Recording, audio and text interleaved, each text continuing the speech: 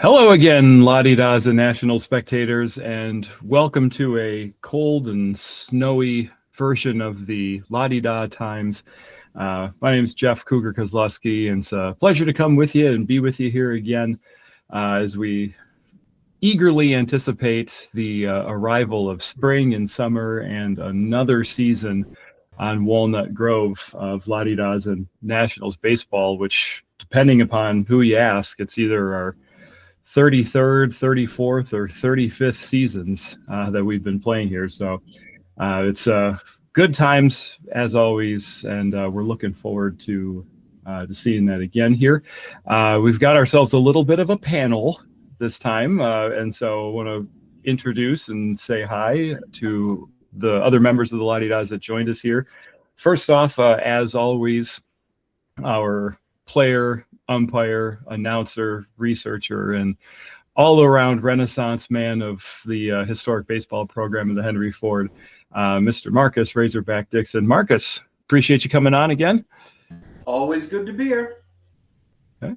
On to our next panelist here, the youngest member of the panel, but certainly one comes with a lot of experience playing in season number 20, which we're excited to have him on board here. Matt, Mad Dog Valant.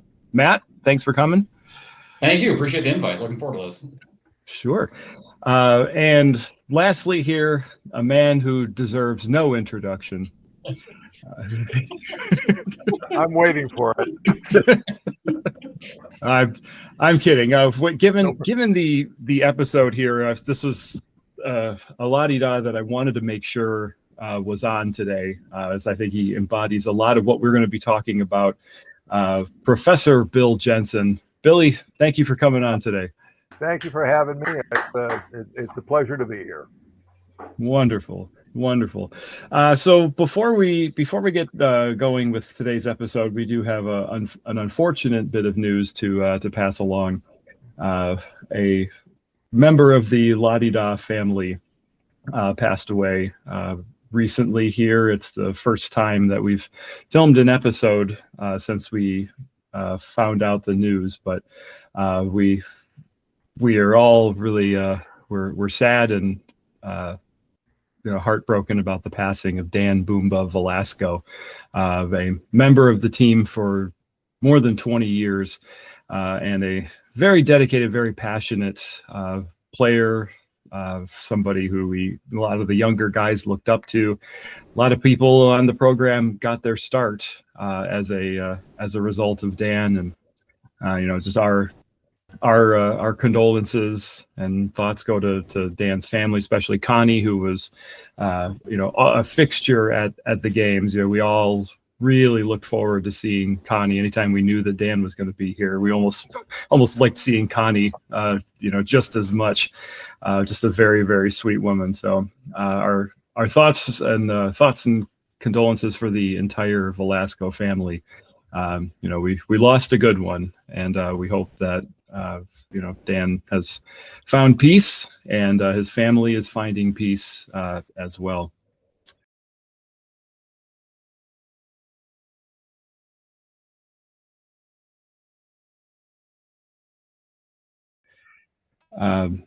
So with that, it's a good time to bring up that it's February right now. It's very cold.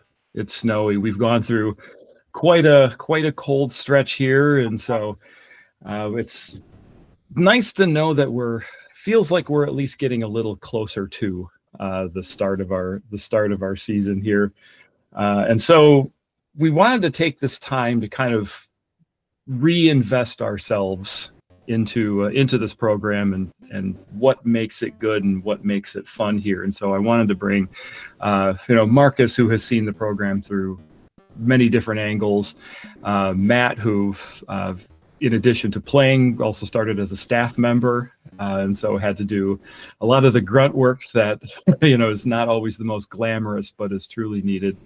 And for Bill, who spends almost as much time up in the crowd, talking to guests, talking to visitors, going around the village and talking to people and getting them excited and interested for for this game that we're about to be played. So I'm really personally appreciative of you all coming on board, because we got a lot of good stuff coming this year. Many of which we can't talk about it yet.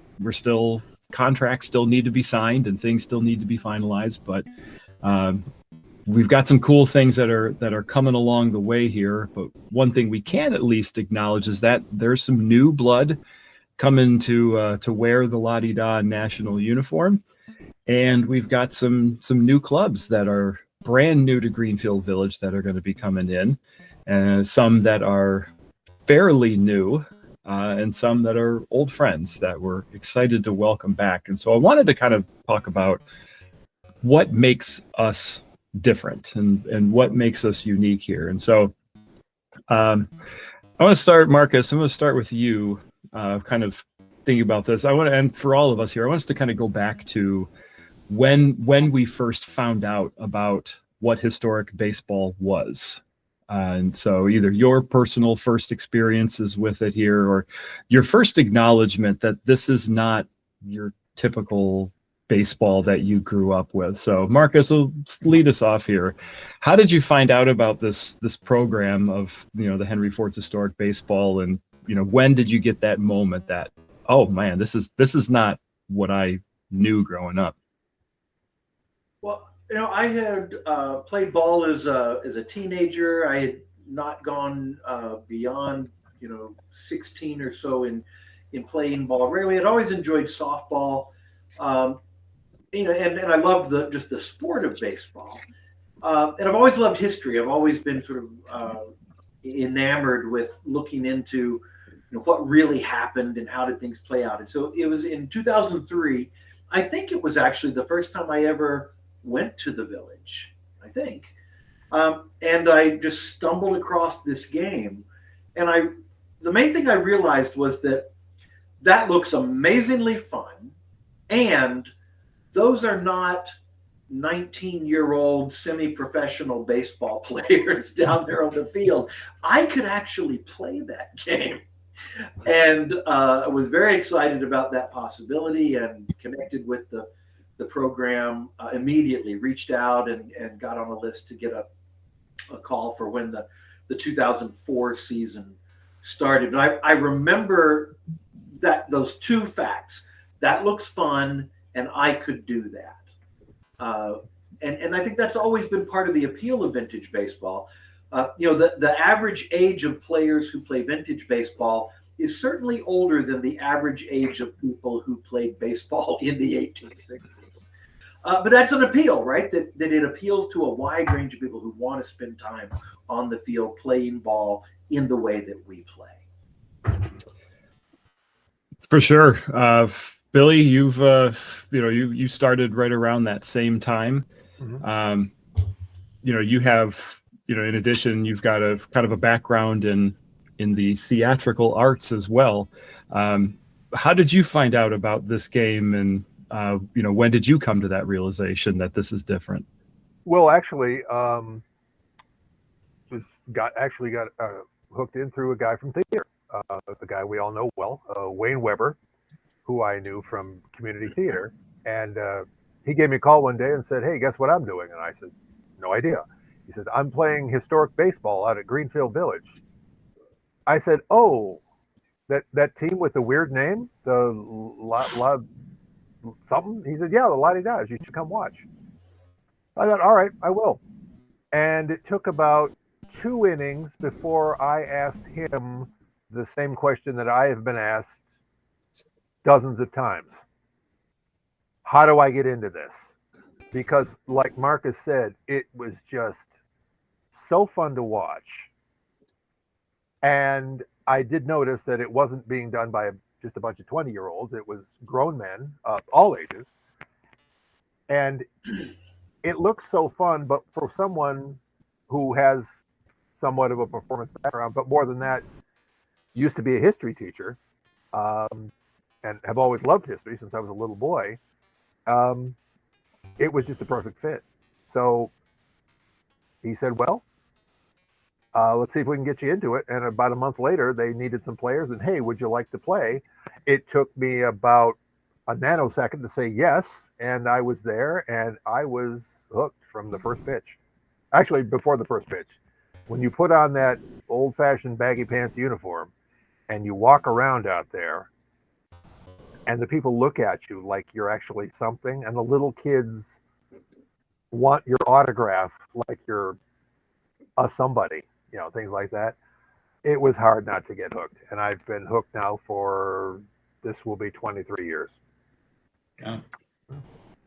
I like that connection there about that you feel like you're somebody. And like I remember, one of my first years and was having a bad game, and I was angry and by the bench and like really like just upset with how poorly I was hitting and playing that day. And some kid walks up to me with a program, and his dad is right behind him and is like, "Go ahead, ask Cougar for his autograph." I'm like, "Yep.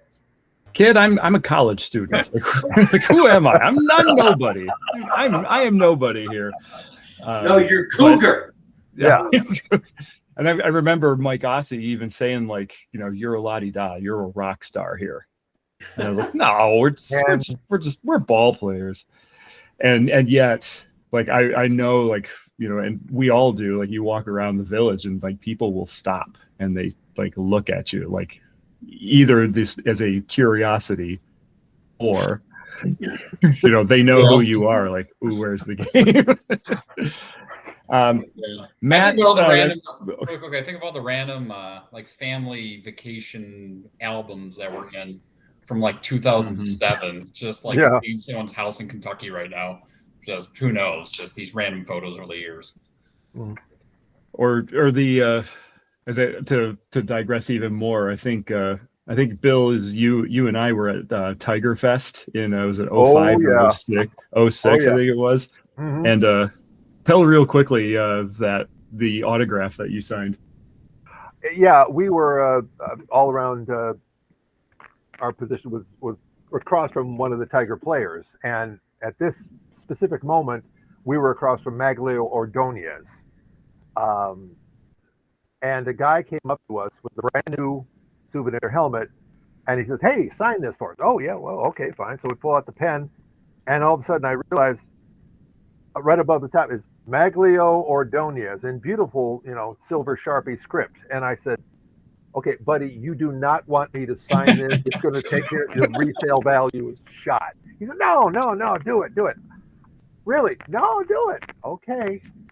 I could feel the money just running out of my hands as I signed it, but it didn't matter to him. He just wanted it. And I don't know about rock stars, but we're pretty good backup singers at times. So, yeah. Matt, we mentioned you were one of the staff kids. We also know that you went to the village for a long time beforehand. That your family is pretty well connected here. How did you get tossed into vintage baseball? Yeah, so my mom grew up in Dearborn. My dad did too, and my mom worked at the village in the late '70s or so. So she loved the place. She loves American history. I loved American history growing up, and I used to go to the village in the summers and just would randomly see the baseball games. I grew up loving baseball, lifelong favorite sport. So watched a lot of light games growing up, and just kind of sat there and thought, this is pretty cool. It's baseball. To what Marcus and Bill were saying, it's competitive, but not crazy, super nutty baseball.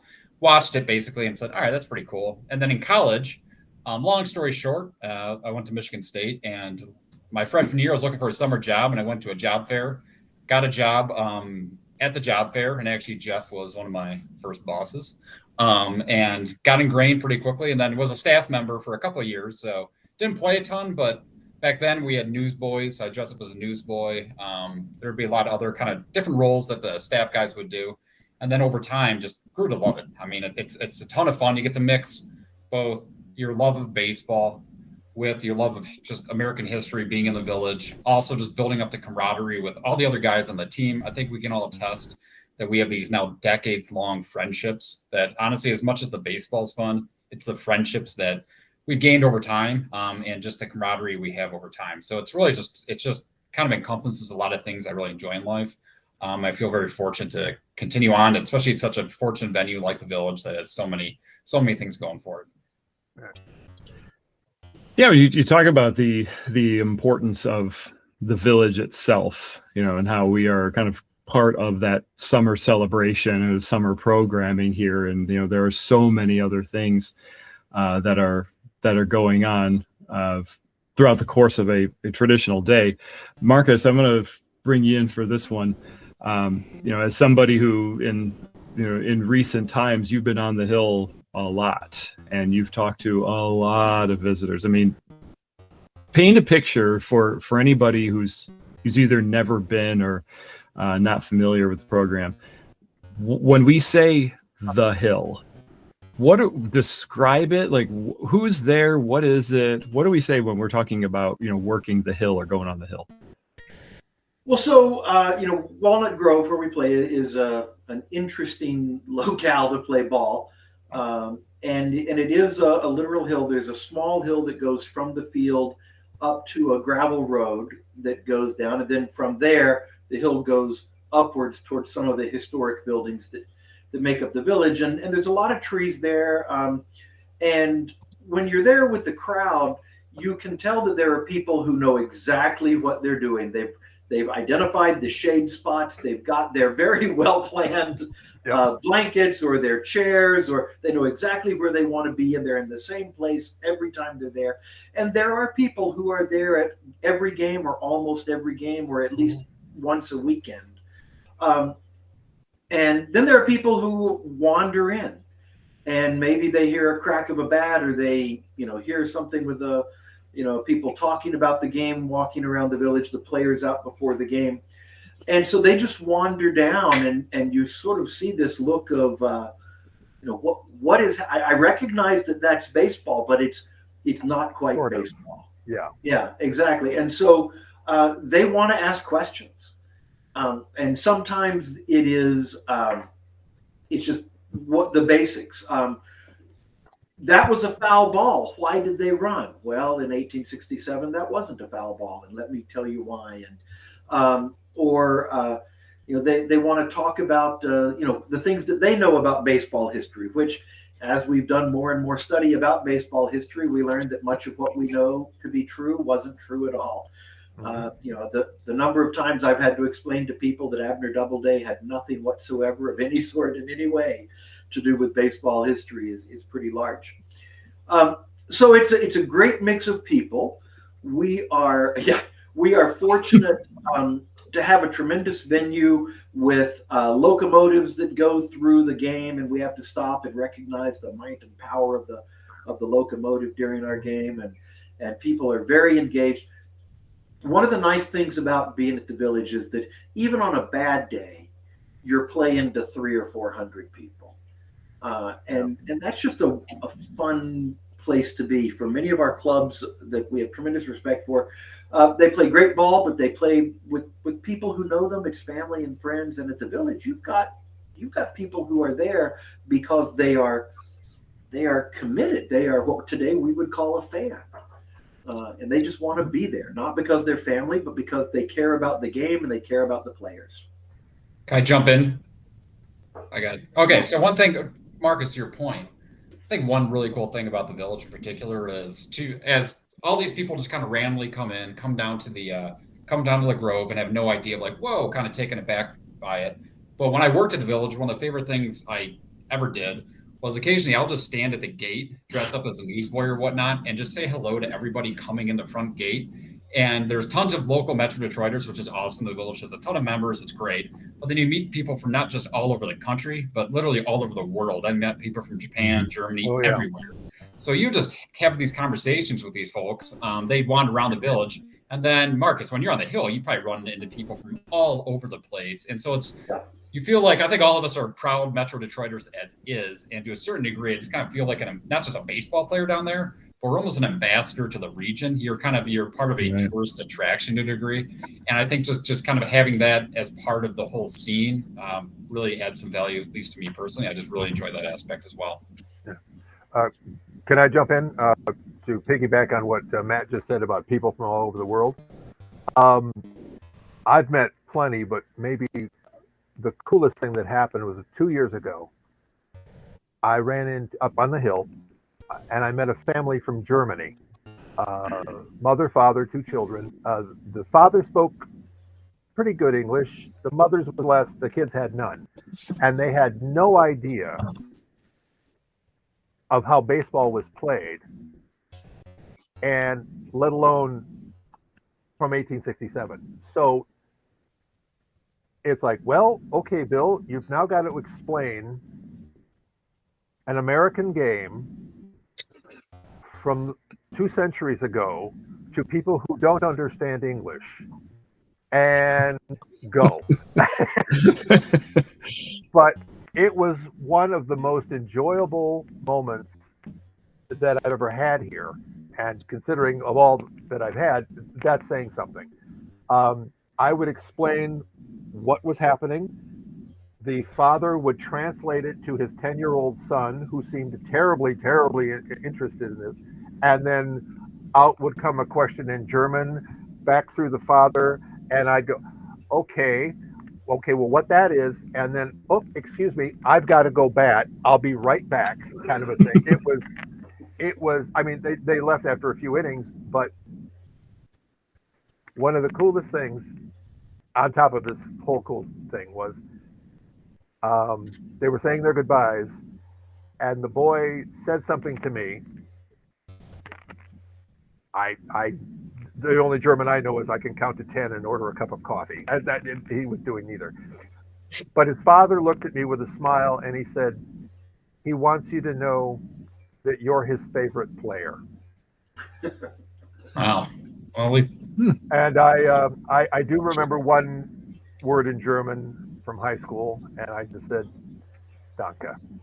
I mean, things like that, you can't go out and buy those things. Those experiences. Right. That's one of the best things about this place. The people that you meet and the things like that happen. yeah.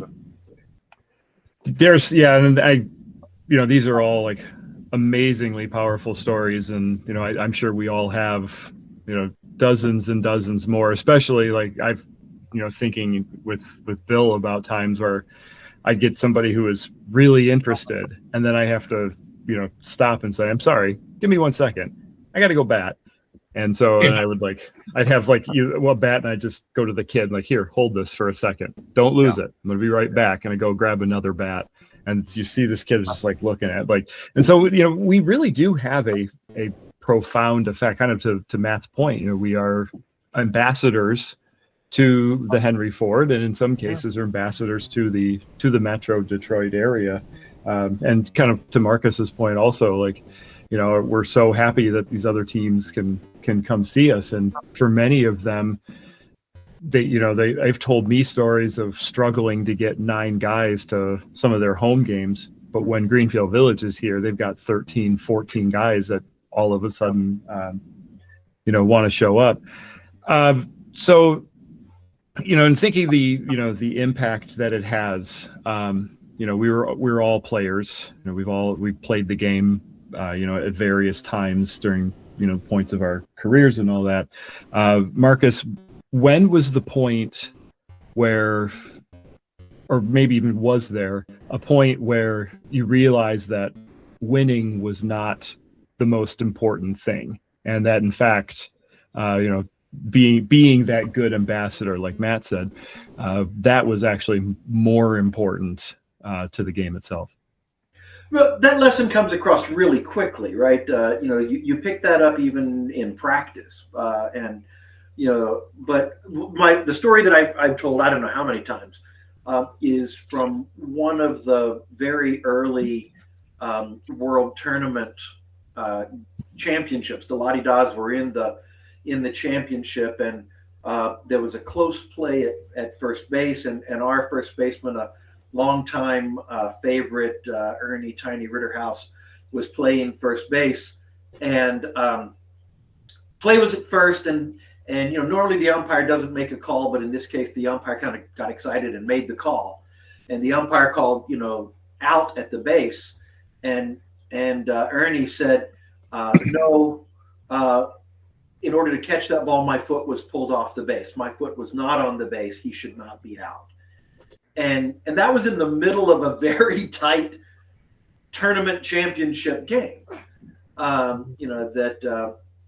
That he was doing that, and that was just I thought, one, I wasn't surprised at all that it was Tiny who would do that. We have named our club's sportsmanship award the Ernie Tiny Ritterhouse sportsmanship award, and so but we all try to do that, and it goes back to the era. It's the 1860s. The clubs were desperate to win. They wanted to win, and there was unfortunate aspects of play.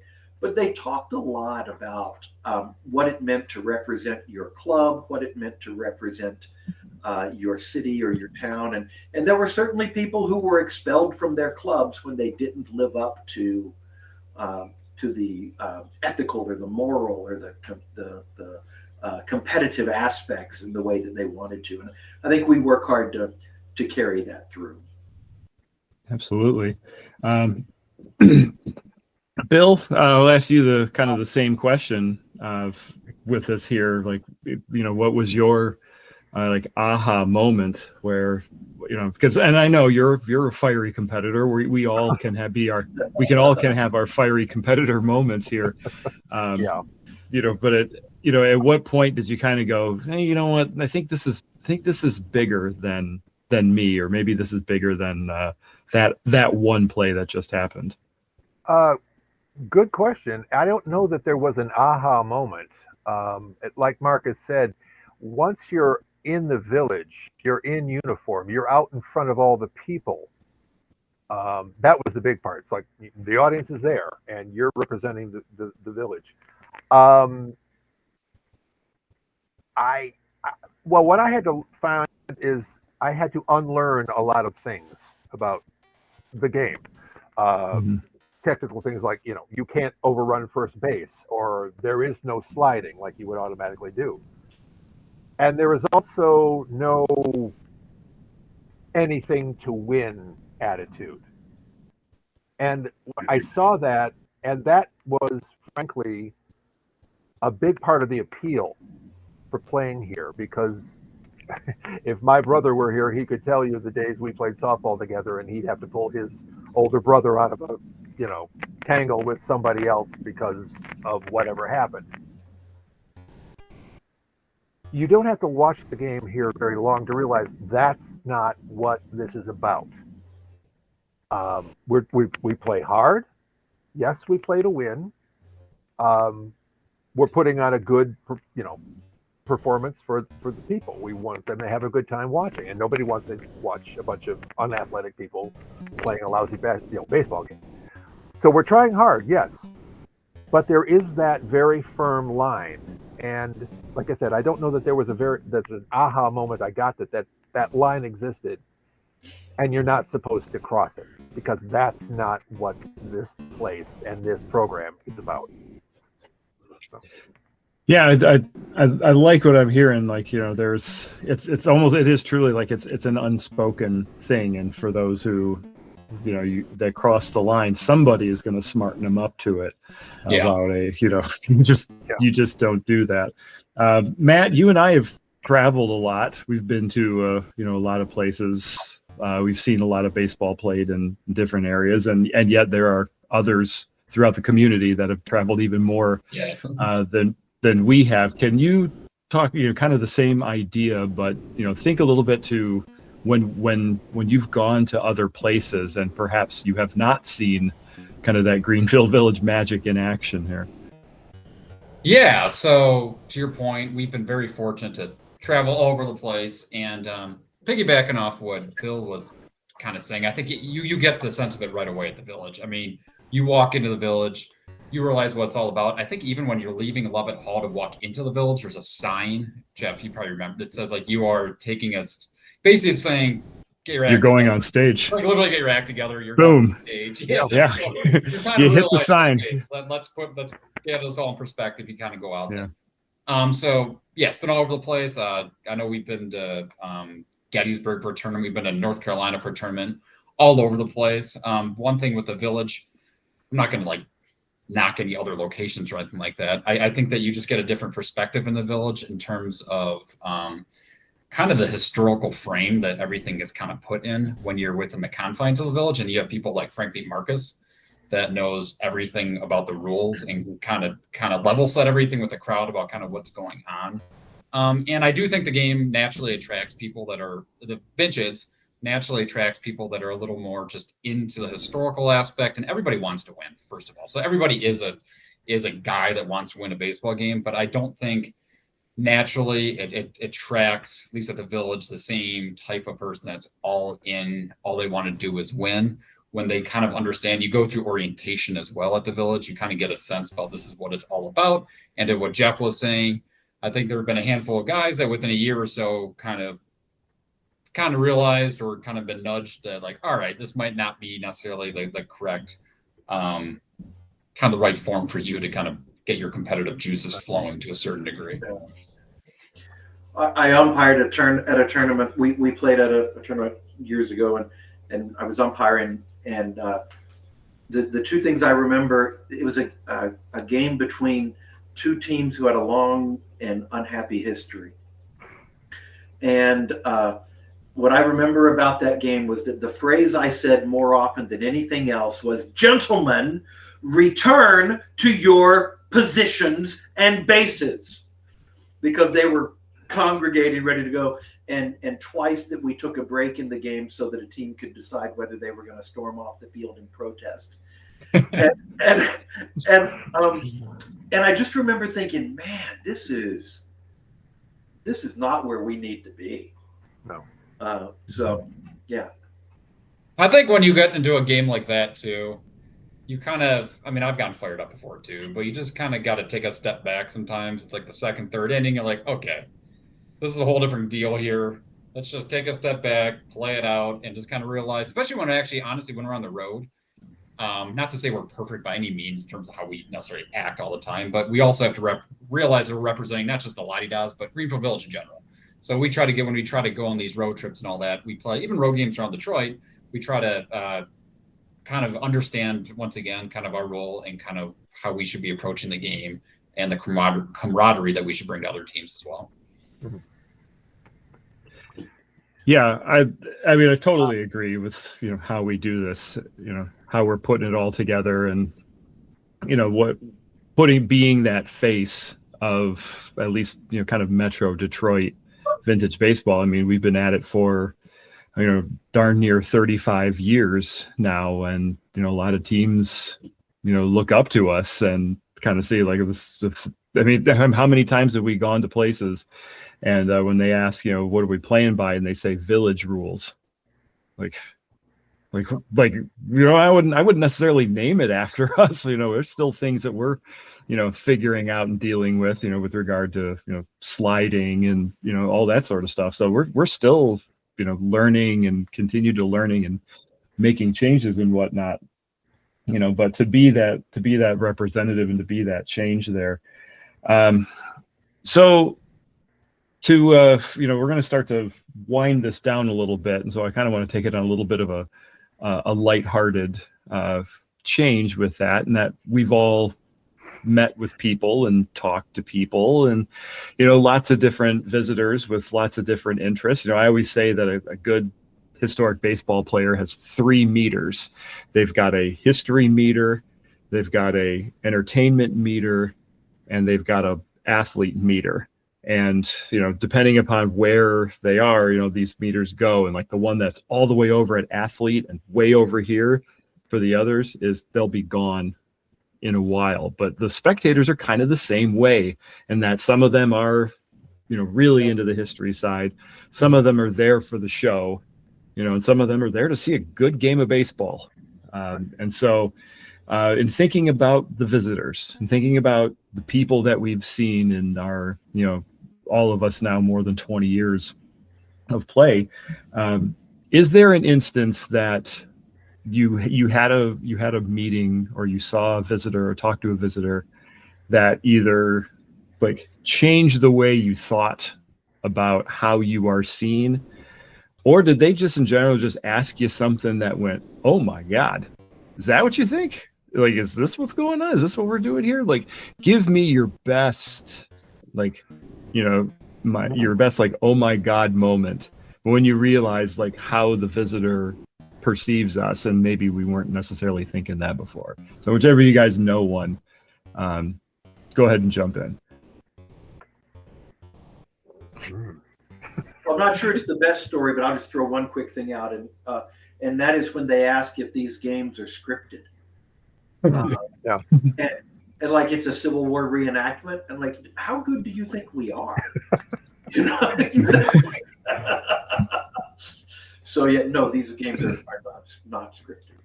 And actually, one thing, like this is a little slightly off topic, and which is probably more relevant like 2021 to a degree, but the pace of play. I think one thing I learned even just from like the late 2000s when I started playing and whatnot, you go to a Major League Baseball game in 2010, it took 3 hours and 15 minutes to get through a game. There'd be a pitch every minute and a half. And just the consistent, this is one of the things I think that drew me in too, because I get totally bored at a Major League. I used to get totally bored at Major League, at Tigers games, to be totally honest. And just how quickly it went. I think people came, and a lot of time what spectators like is that whether or not it's good action or bad action, they're seeing some form of baseball being played consistently on the field there. Yeah. I would probably have to sit down and write a book on how many things like this have happened. But I remember one specifically many years ago. A guy was there with his 2 sons. They were like 10 and 12 or something. Nice folks, and the boys were really into it. And the dad said that they liked 2 things about it. They liked that, number one, they could be so close to the field. I mean, they're right up to the split rail fence, and these are the real players. It's like, real players, okay, fine. But the dad said something that I have always remembered. He said, I would rather bring my sons here than to Comerica Park. And I said, really? He said, yeah. Because I know that here, they're not going to see anything I don't want them to see, or hear anything I don't want them to hear. And I thought, okay, well, you may be giving us a little too much credit if you know, how fired up we can get sometimes. But by the same token, I understood completely. When you see the kids around there, when they come up to you with the program and the pencil, and could you sign this? Like I said, like you said before, like you're actually somebody. It's hard not to take that seriously. And so it's hard not to take the responsibility of putting on that good show and not doing certain things seriously. So. How did they respond when you broke your finger in probably like the 5th inning? They said, like a lot of people say, what, again? Yeah, fair enough. Yeah, there are more people who know me for, hey, break, for all the injuries I've had. You break anything yet? No, but you've cursed me. Thanks a lot, Well, that's partly because I tell people on the Hill whenever possible, oh, this guy, he breaks his fingers a lot. Yeah. Keep an eye out. You might see some action when he's in the Yeah. Part of being the grizzled veteran that you always describe me as. That's right. I get more grizzled every year. Yeah, and not the jaded veteran though. So. No, not at all. Yeah. Anyway. So we meet the visitor. I think one of my favorite ones, and it's not always as historic baseball related, but it's those that walk around Greenfield Village, which if you've never been to Greenfield Village, shame. But if you never have, it's a 90-acre outdoor living history museum. And the occasional visitor will say, can't believe so many famous people lived so close to each other. Yeah. So to wrap it up, our last question I want to ask you guys here, as when we mentioned at the very beginning that we're going to have a whole crop of new players, and some that have been on for the last year or two, and we just kind of said, oh, we'll get you. Don't worry. For those new incoming players, for teams that have never been to the Henry Ford before, what advice would you give them? Be it short, be it long, but what would you tell the new players that have never been to the Henry Ford or been to a Lottie Da's game, what advice would you give them? Marcus, let me start off with you over there. What would you tell somebody who's never been but thinks they're going to be coming? It's coming to play. Yeah, the incoming players. And nobody here on this call will be surprised by this, but to me, it's to take the history seriously. That we're not playing just a variation of baseball. We're not playing banana ball, which is just baseball with some different rules. We're moving into a different era. We're trying to understand what were the things they were still trying to figure out about the game. And we're at a particular snapshot moment in the history of this game. There are rules that we use that are bad rules.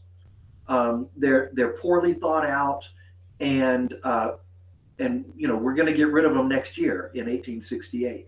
But to pay attention to that history and understand what were the things they were wrestling with, and try to live in that world rather than in a modern world where you understand where the game is headed. You're trying to play the game the way they were playing it, and it really does affect the way that you think about how to play.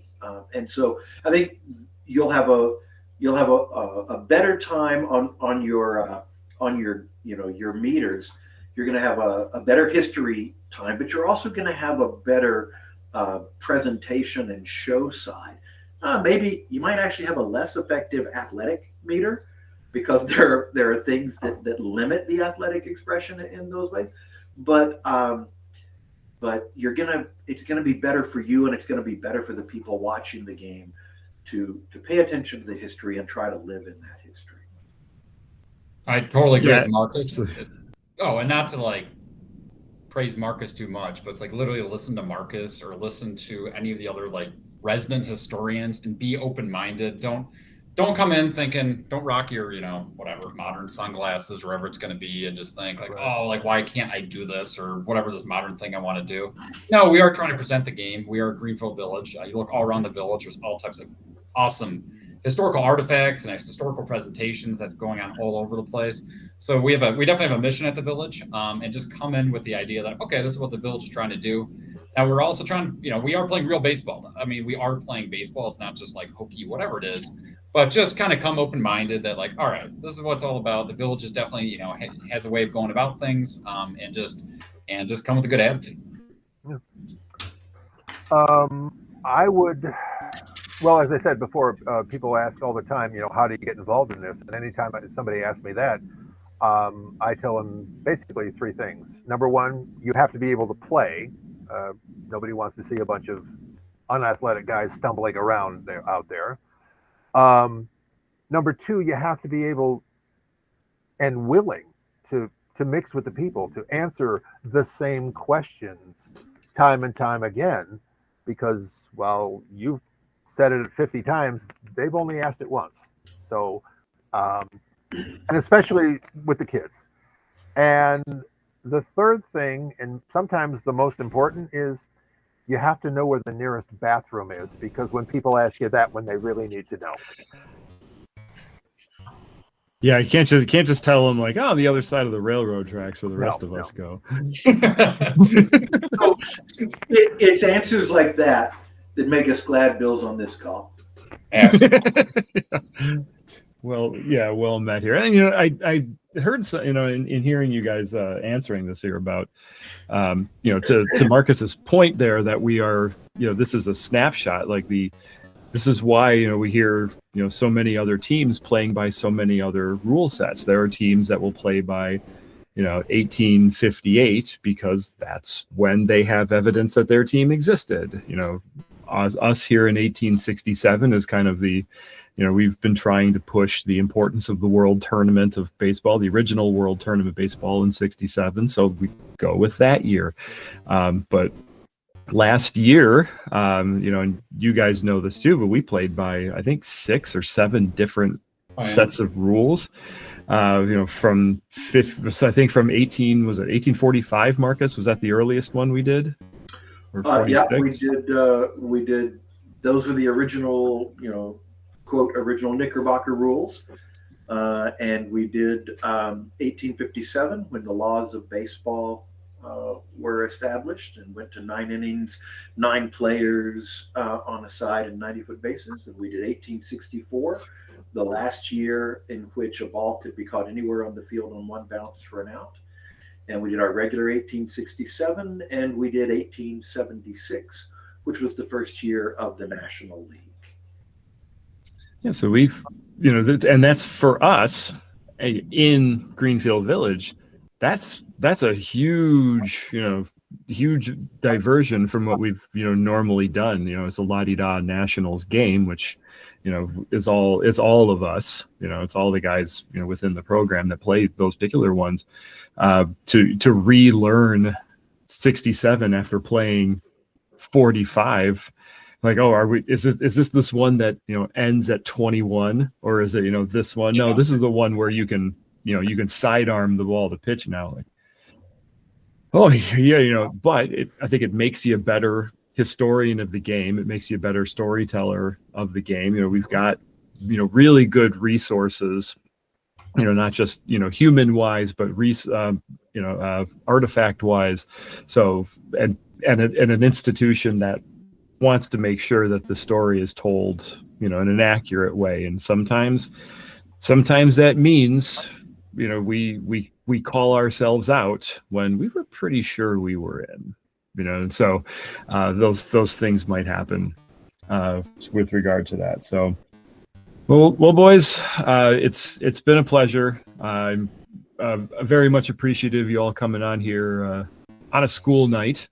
For those of us who are, if we've got school, my school's lost 6 days so far, but we'll make it work here. But sooner or later, it's going to be warm on Walnut Grove, and we'll get back out there. So for all of you that are listening at home, we appreciate you tuning in as always here. So on behalf of Marcus, Matt, Bill, and myself, we encourage you to strike well, be safe, keep warm as much as you can for those of us in Metro Detroit here, and we hope you have a pleasant rest of your off season. We look forward to seeing you real soon here on Walnut Grove one more time.